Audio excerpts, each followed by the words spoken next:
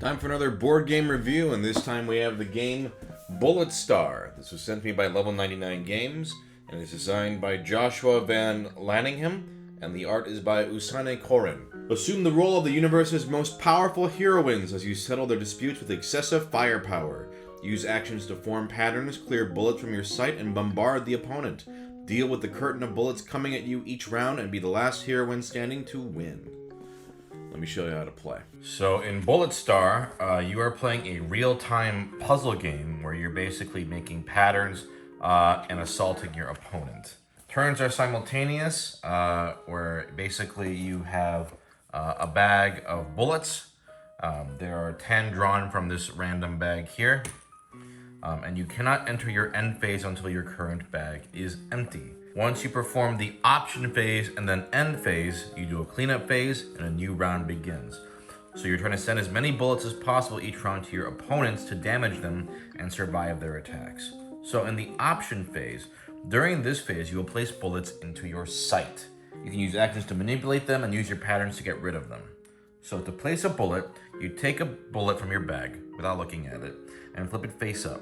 Then you have to find the column that matches its color and place it a number of spaces down in that column equal to the number on the bullet.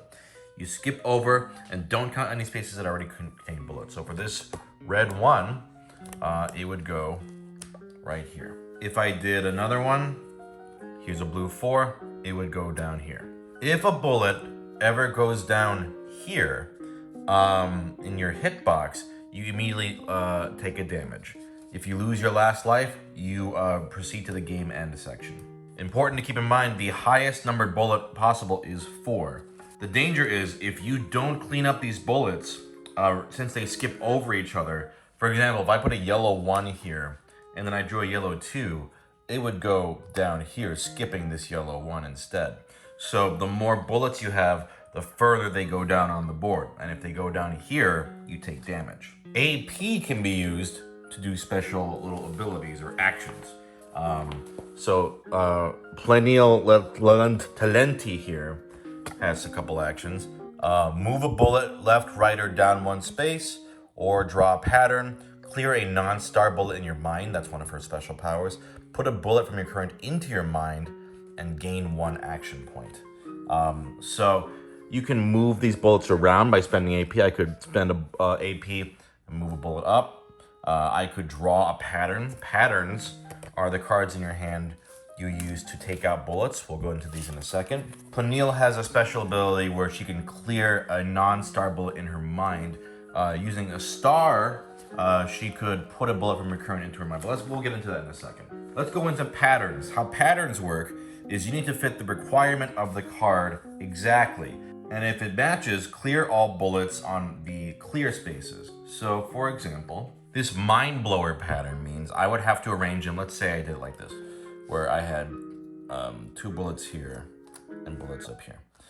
The requirement for this is I need a bullet, an empty space, and a bullet. And since I've made it, I could use the pattern by discarding the card. And these 3 spaces, any bullets there, are destroyed.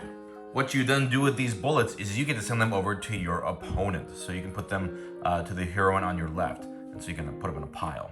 Now, some of the bullets have stars on them. When you clear a bullet with a star on it, you get to trigger these star powers. So one of them is just she gets a free action point, which is really nice. But also, she gets to put a bullet from her current into her mind. So she can grab a bullet, put it over here. And then later, she can use an action point to clear a non-star bullet from her mind immediately.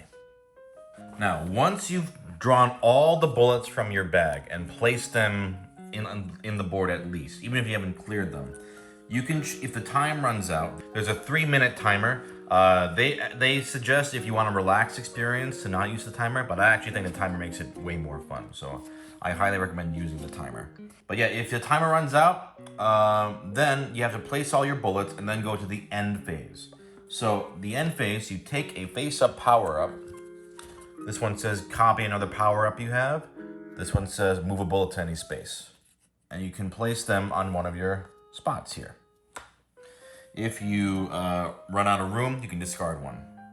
Then you draw up to 3 into your hand of these pattern cards.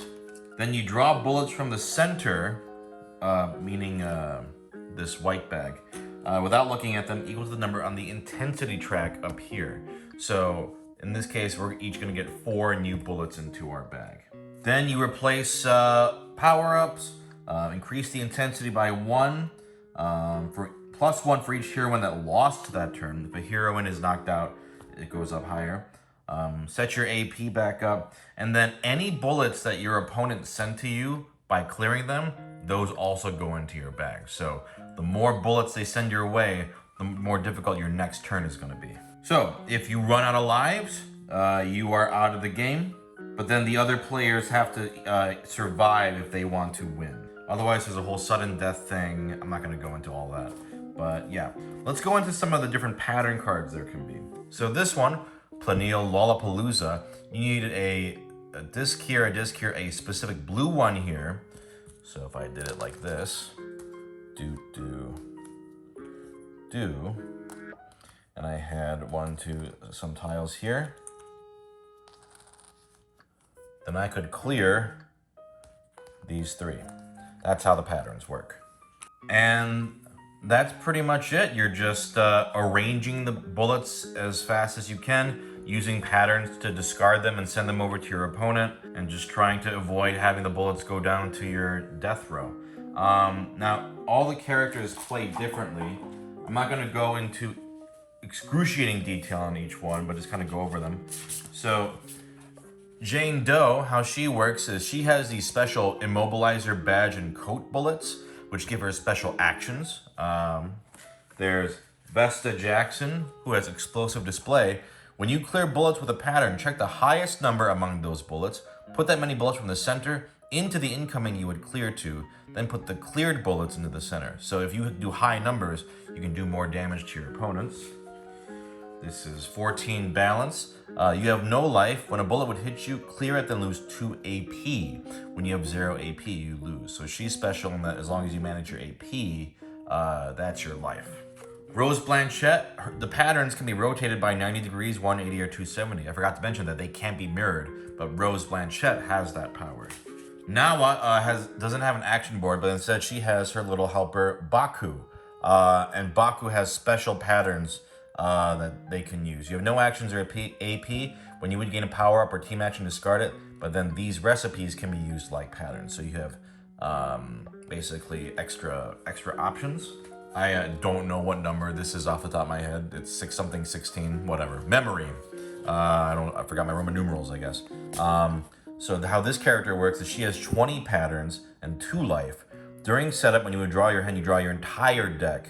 After setup, you don't have a deck and cannot draw from it, and you don't draw it. So she gets to start with all her cards, basically, instead of the 3 at a time. And then your news network, Intrepid Reporter. During setup, set your 5 alerts aside.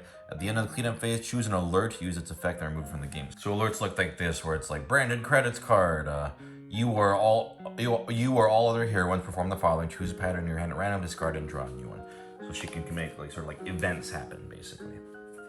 But that's pretty much it. There are some different modes. You can do like a boss battle mode, score attack, teams, free-for-all. I'm not going to go into every single mode, but what I really enjoyed was the one-on-one mode, sending bullets back and forth at each other with patterns. I thought was very, very satisfying.